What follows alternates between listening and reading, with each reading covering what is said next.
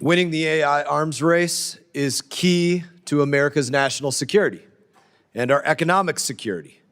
The outcome of this race, it directly affects military competitiveness of the United States of America versus China. It is that black and white. And because AI works to improve other AI, this is a very unique race where the further you get ahead, the further you get ahead. This committee worked hard to get smart on all things AI, otherwise known as the AI stack. We've heard from those who make chips, those who make the machines that make chips, those that model chips, those that use chips, and that will continue through the next year. It is a fact that the AI arms race directly impacts our military competitiveness with China. That cannot be disputed. Among many capabilities, advanced AI enables military command and control. AI powers intelligence. AI powers surveillance. It powers cyber operations. AI powers analysis and data crunching. It powers autonomous weapons and nuclear modernization. AI dominance can decide who sees first, who decides first, and who strikes first. Those are some of the stakes. The United States of America is in the lead. We have an advantage over China. We know the pitfalls if China has an advantage over us. But in this circumstance, we have a clear advantage. That advantage did not happen by accident. America has amazingly creative people in amazing companies that innovate and continue to further advance the capabilities within our borders and beyond, in AI and 1,000 other spaces. Right now, America is ahead. Right now, chips made by American companies are the best in the world. Right now, America's cloud companies power AI worldwide. Right now, our models dominate global markets. That dominance is because of our nation's inventors and thinkers and entrepreneurs. But that dominance cannot be taken for granted as China tries to catch up. Why? Because these chips, they're not just kids playing video games on an Xbox, playing war games. They affect real wars, real weapons, real war powers, and they will be a part of bringing about real casualties. If anything, this is the highest of compliments. Nvidia has made such good chips that if they were sold freely to the CCP would likely overtake us in the AI arms race. Nvidia's chips are so much better than what China can make themselves that Chinese AI labs desperately want as many of these chips as they can get their hands on. That's a quantifiable fact, and Xi Jinping hates how badly that they need our chips. The evidence is already clear. When President Trump first imposed export controls back in 2019 by blocking the most advanced chip-making tools to China, our lead grew. Why? Because China cannot produce cutting-edge AI chips at scale. They can't do that.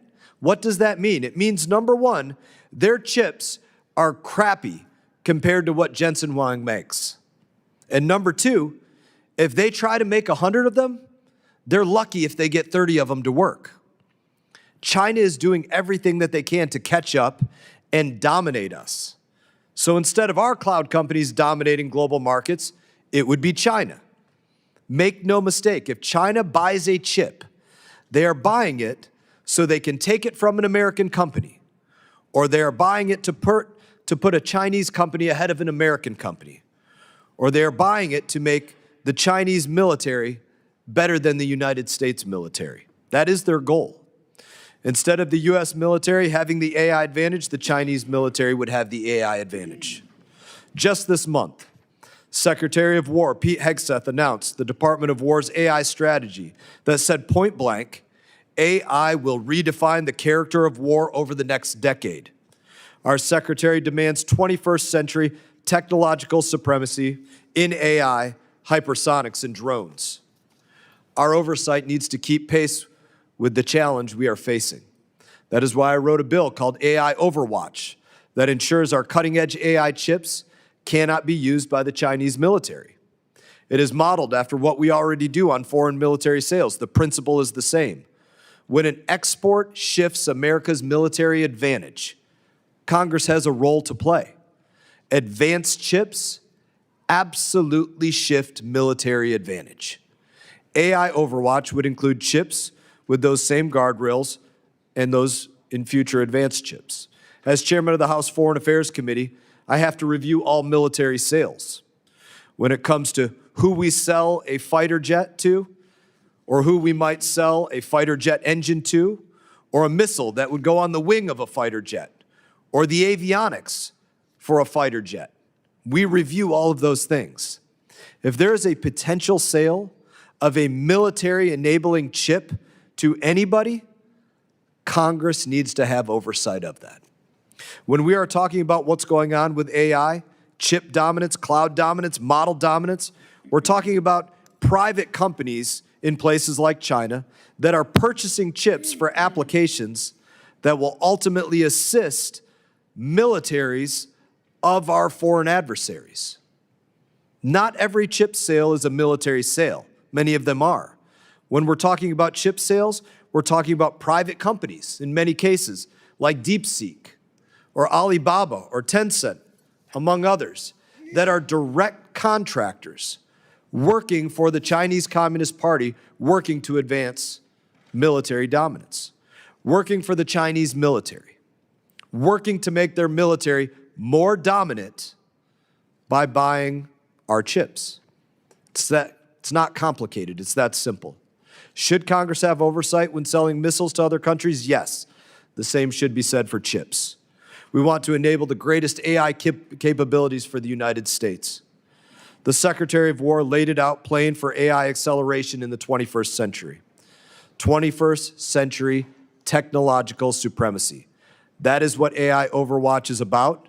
That is what this hearing is about. AI acceleration strategy for America, for the 21st century, for supremacy for America.